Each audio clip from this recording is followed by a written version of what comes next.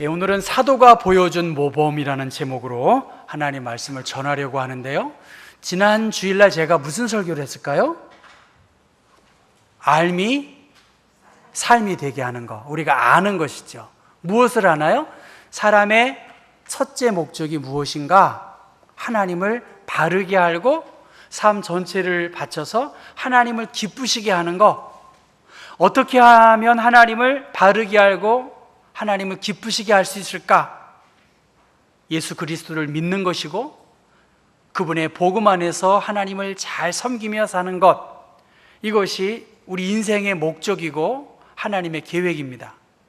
예수님을 믿는다는 것, 바로 그것은 예수님을 구원자로 받아들이고 내 죄를 뉘우치고 전적으로 그분을 의지하고 따르는 것이다. 우리가 그렇게 많이 말하는 복음은 무엇인가? 바로 복음은 굿 뉴스인데 우리를 죄와 죽음의 세력에서 해방케 하셨고 우리를 구원과 평화를 누리게 하시는 자유로운 존재로 하나님이 우리를 축복해 주신 것을 믿는 것, 그것이 복음이라고 했습니다. 이것을 알고 이렇게 살아가는 것, 그것이 그리스도인의 자세다, 그렇게 이야기했습니다. 그래서 이 데살로니가 교회, 빌립보, 데살로니가, 베레아 가는 곳곳마다 교회에 복음을 전했는데 3주에 걸쳐서 복음을 증거했는데 이 데살로니가 교인들은 정말 친절했고 다른 사람들을 잘 돌보고 그렇게 선한 영향력을 끼친 그 예수 그리스도를 믿는 믿음의 공동체를 우리가 기억하고 우리의 삶에서, 지난주의 설교는 삶이 되게 하는 것처럼 우리의 생활이, 따라하겠습니다, 거룩해져야 된다. 제가 설교한 건 그거예요. 거룩하게 아는 것을 삶으로 드러내도록 거룩한 그리스도인의 삶을 살자. 그것이 지난주 설교의 핵심적인 내용이었습니다. 그래서 하나님을 기쁘시게 하는 것, 그리고 우리의 몸을 더럽히지 않고 함께 손잡고 하나님을 기쁘시게 하는 일들을 위해 더 힘쓰는 것, 그것이 데살로니가 전서의 하나님의 말씀입니다. 그럼 오늘 말씀은 게으른 것에 대한 경계입니다. 이렇게 누워서 잠자고 있는 고양이, 소파에서 혹은 책상에서 다리 꼬고 이렇게 하는 사람들, 그리고 게으름을 경계하는 그러한 말씀입니다. 사도가 보여준 모범, 사도가 모범을 보여줬다, 그렇게 말합니다. 여러분, 사도가 뭡니까? 사도가 누구죠? 여러분에게 진짜로 물어보는 거예요. 사도가 뭐예요? 누가 사도입니까? 예? 누가 사도이죠? 우리가 사도예요. 믿고 따르는 사람. 예. 아니에요. 사도 바울, 이렇게 말하지만 사도 요한, 사도 베드로, 사도라고 하는 거기에서 말하는 사도는 예수님께서 직접 가르치셨고 예수님이 행하신 것을 직접 보고 듣고 본 바를 행한 사람을 사도라고 그래요. 그럼 사도는 누구밖에 없을까요? 12사도밖에 없겠죠. 예수님의 12제자들을 사도라고 말할 수 있습니다. 그런 의미에서 사울, 바울, 이 사람은 사도일까요? 아닐까요?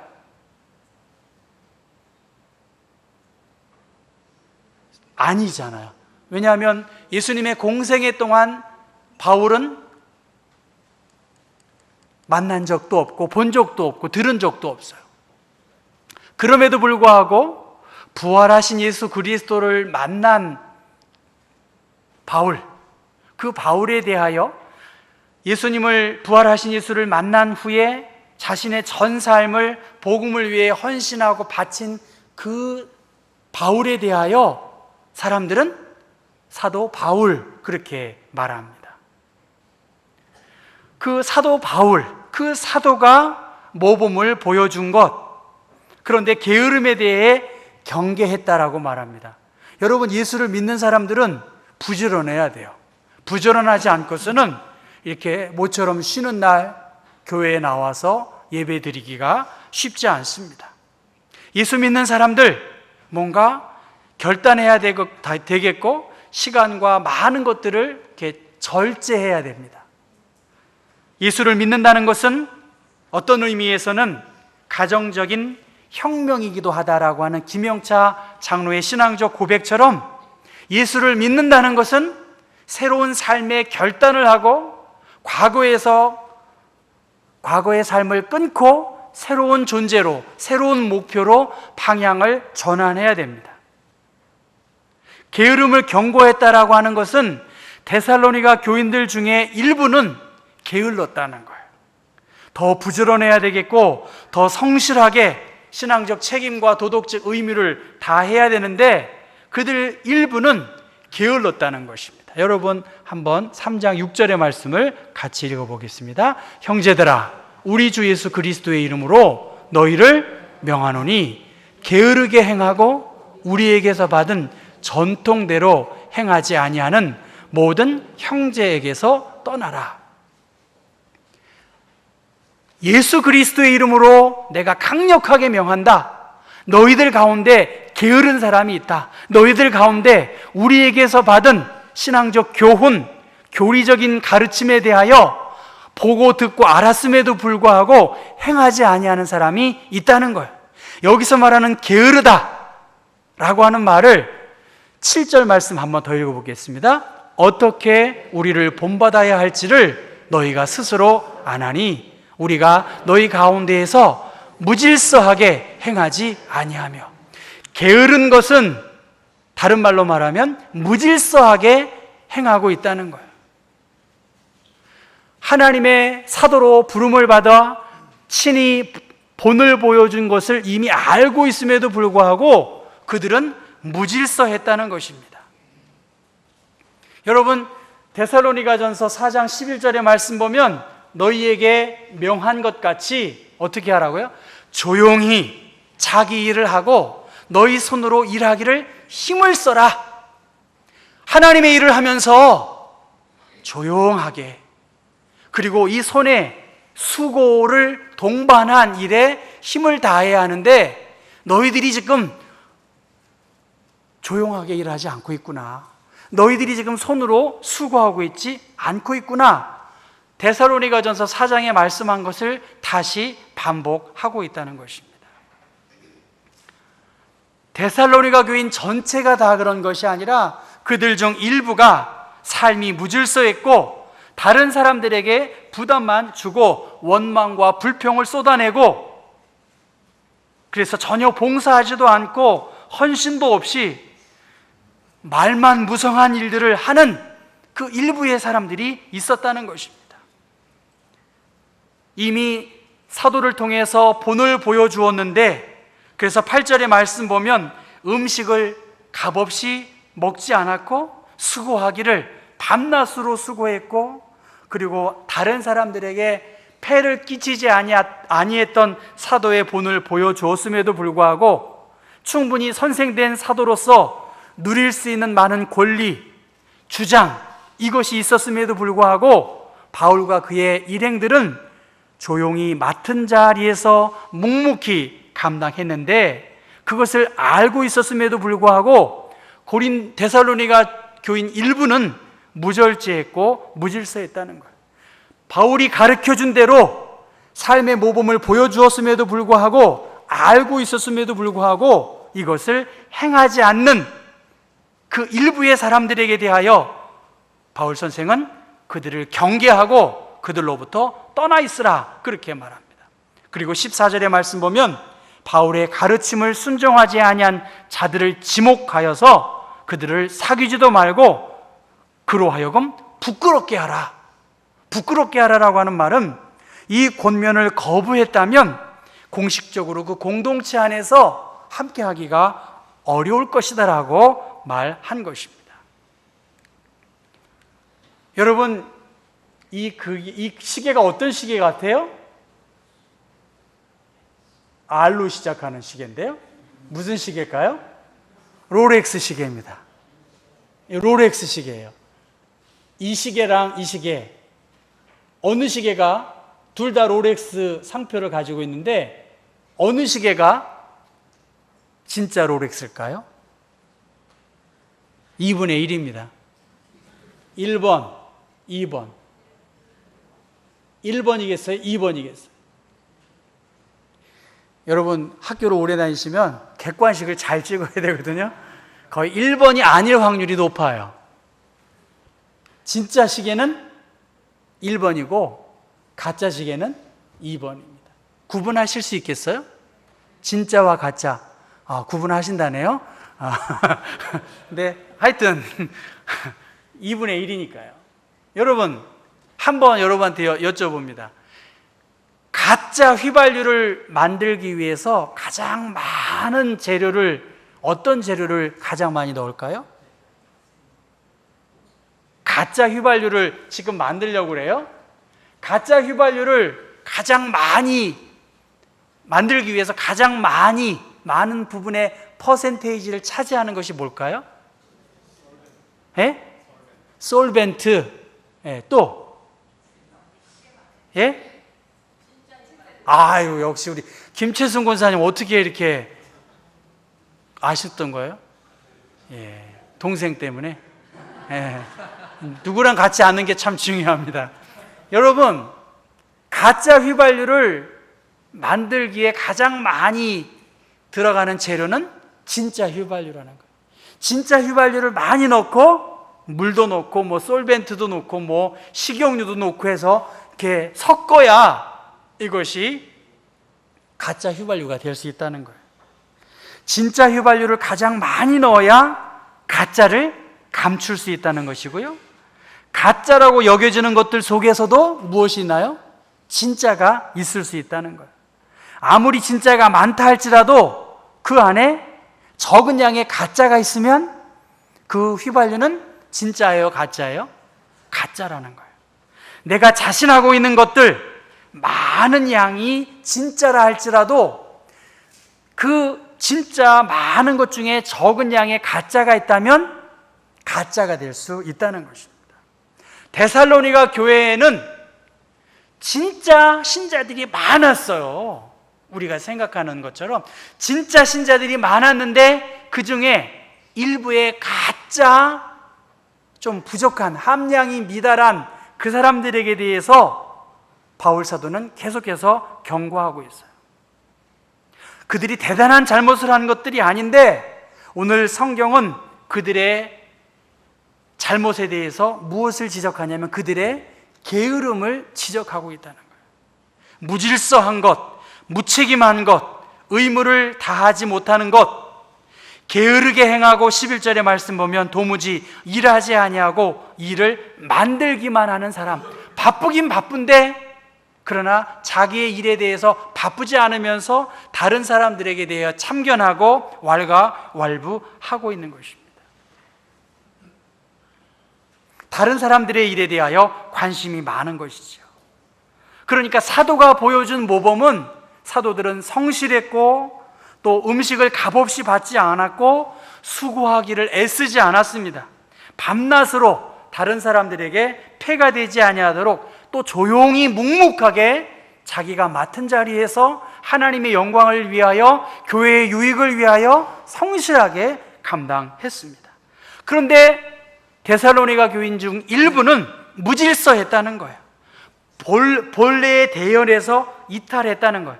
교회가 가고자 하는 그 방향에서 이탈한 것, 그것이 무질서한 것이에요. 대오에서 떠나는 군인들, 그게 바로 이탈했다는 것입니다. 거듭된 경고에도 불구하고 거듭된 가르침에도 불구하고 그들과 떠나 있는 그들에 대하여 그들로부터 떠나라, 그렇게 말합니다. 생선이나 과일, 신선도가 다 중요하지요. 쉽게 상할 수 있고 변질될 수 있기 때문입니다. 그래서 자신을 잘 지켜내야 하고 또 상한 것이 있으면 그를 솎아내어야 다른 과일이나 생선에도 해가 되지 않는 것이지요. 사도가 보여준 모범대로 행하지 않는 사람들에게 대하여 떠나라고 말씀하십니다. 내 신앙이 건강하고 내 신앙의 성장을 도모할 수 있는 사람들, 그러한 사람들과 함께하고 교회가 가고자 하는 그 일에 대하여 마음을 모으고 뜻을 모으고 함께 규모 있게 가는 것, 그것이 하나님이 기대하시는 데살로니가 교인들을 향한 바람입니다. 빌립보서 3장 17절 말씀 같이 한번 읽어보겠습니다. 형제들아, 너희는 함께 나를 본받으라. 그리고 너희가 우리를 본받은 것처럼 그와 같이 행하는 자들을 눈여겨보라. 여러분, 눈여겨보시면 보여요. 교회의 일도 마찬가지입니다. 눈여겨보면 안 보일 게 뭐가 있겠어요? 교회가 무엇이 내가 할 수 있을까? 눈여겨보십시오. 잃어버린 영혼을 눈여겨보세요. 성실함으로 눈여겨보세요. 그리고 내가 좋은 신앙의 모델이 되는 거예요. 여러분 한번 모델 얼마나 자신 있게 걷습니까? 앞만 보고 나가잖아요. 박수에 연연하지 않고 얼마나 멋있어요. 나를 본받으라, 이 옷 입어봐라, 그런 거 아니겠습니까? 디모데전서 4장 같이 한번 읽어볼까요? 누구든지 내 연소함을 업신여기지 못하게 하고 오직 말과 행실과 사랑과 믿음과 정절에 있어서 믿는 자의 본이 되라는 거예요. 내가 하는 말, 내가 하는 행실들, 내가 베푸는 그 사랑의 손길들, 믿음과 정절에 대하여 믿는 자의 본이 되라고 그렇게 말씀하셨어요. 그리고 양무리의 본이 되고 데살로니가 교인들 대부분이 마게도냐와 아가야에 있는 모든 자의 본이 되었다라고 말씀하고 있습니다. 9절 말씀 보면 우리에게 권리가 없는 것이 아니요 오직 스스로 너희에게 본을 보여 우리를 본받게 하려 함이니라. 너희들이 나처럼 예수를 잘 믿는 것을 본받게 하기 위해서 바울은 본을 보였다라고 말했습니다. 본을 보이는 삶. 여러분, 백화점에 가보면 마네킹에 이제 가을이기 때문에 이렇게 막 마네킹에 새로운 모델들 옷 그렇게 보지 않습니까? 저도 이렇게 봐요. 이런 옷을 이렇게 입는구나, 올가을에. 그렇게 보지 않습니까? 마찬가지라는 거예요. 여러분 자신이 예수 믿는 자의 본을 보여야 된다는 것입니다. 성실하게 예수 믿는 본을 보여주셔야 된다는 거예요. 김규재 목사님 이렇게 우리 교회에 출석하시면서 우리 외부 강사들이 김규재 목사님 대학 시절의 이야기를 하시면 하여튼 공부만 하셨던 것 같아요. 우리 하여튼 뭐 맨날 독일어 단어장 갖고 다녔다고 한결같이 전에 우리 교회 외부 초청 강사들이 김규재 목사님 공부만 하셨어. 그러니까 박사도 하시고 또 그렇게 하시는 거 아니겠어요? 여러분 무슨 말입니까? 성실해야 된다는 거예요.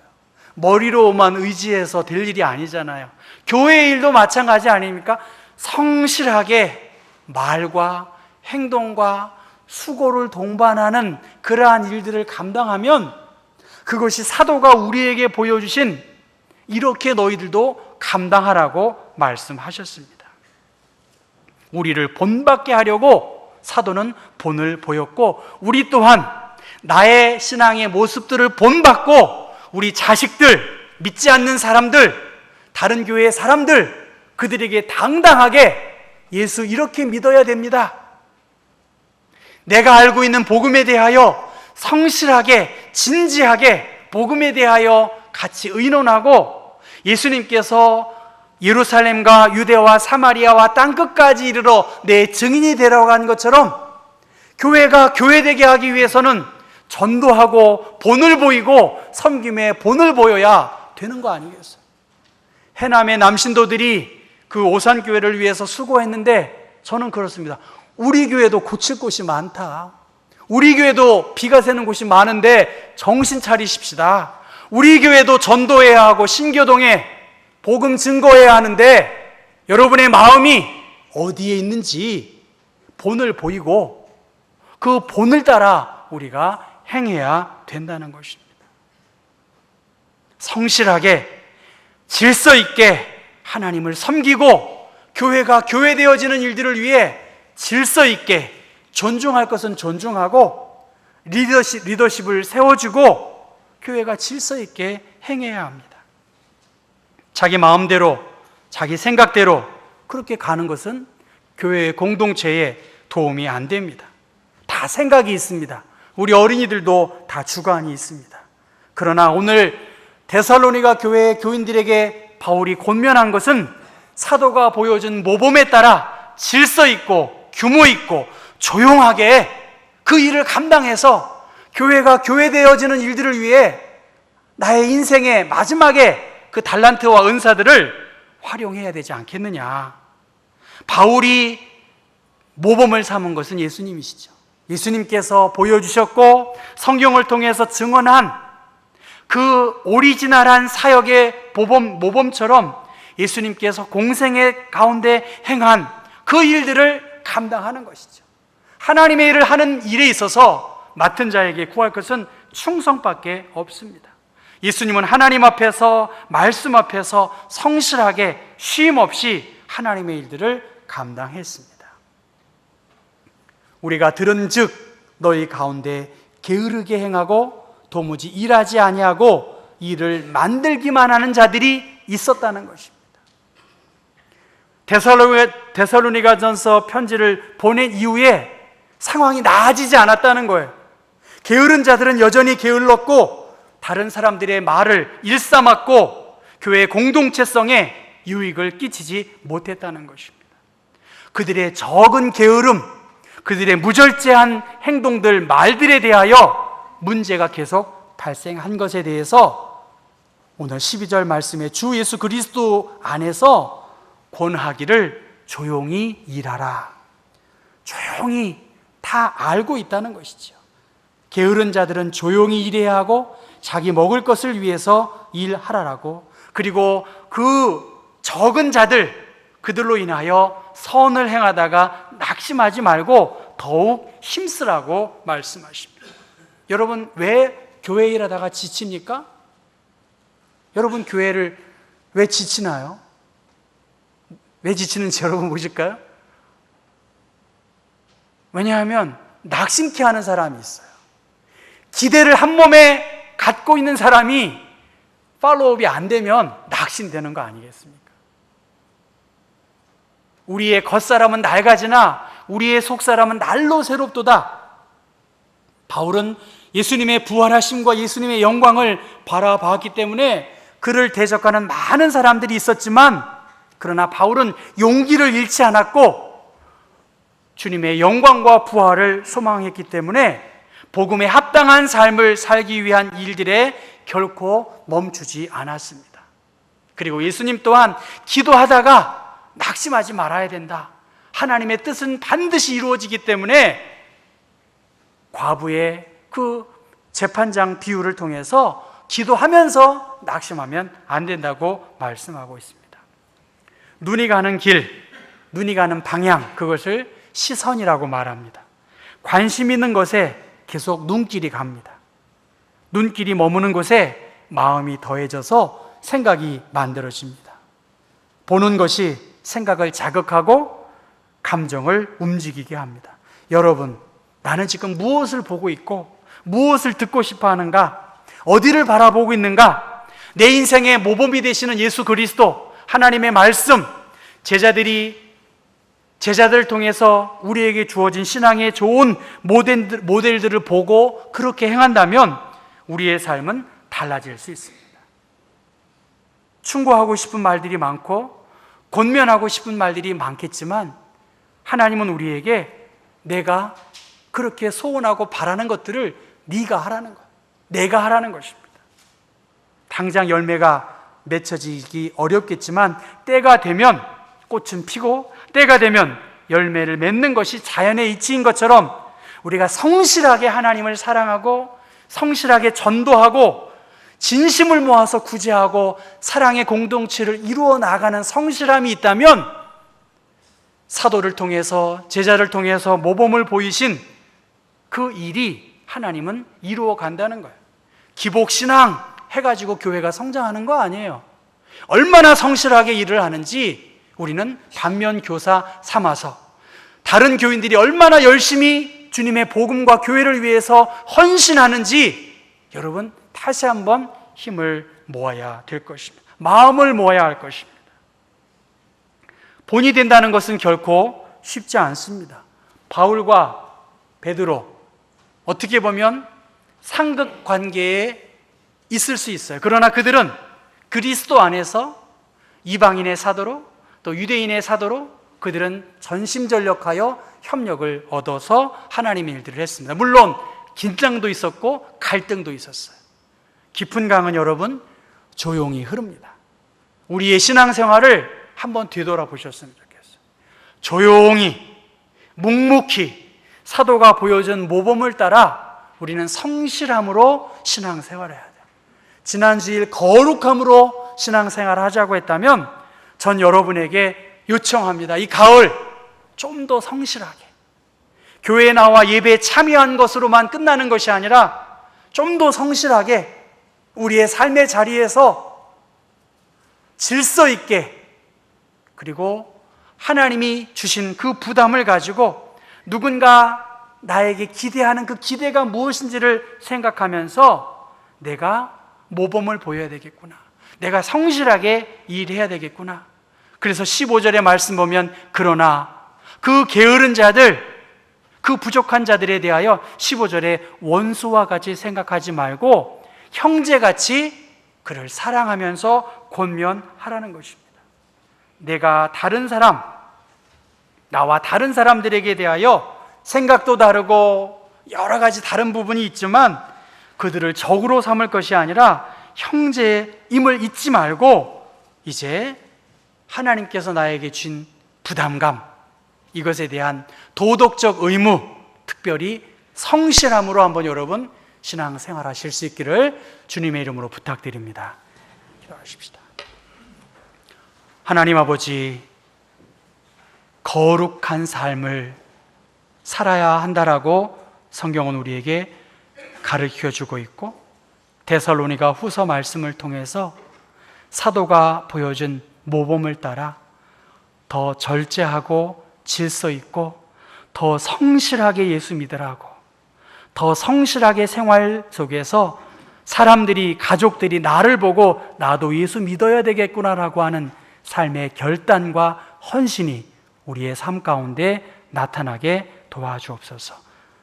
사울이 바울이 됐고 그 바울이 예수님을 본받은 것처럼 우리 또한 예수님을 본받아 예수님이 보여주신 대로, 예수님이 가고자 하시는 그대로, 경복교회가 가고자 하는 그 방향대로 우리가 같은 마음을 가지고 한 길을 갈 수 있는 더 좋은 경복교회를 이룰 수 있도록 우리 모두 더 성실함으로 예배하고 더 성실함으로 질서 있게 하나님의 교회를 섬길 수 있도록 은혜 베풀어 주옵소서. 예수 그리스도의 이름 받들어 기도합니다.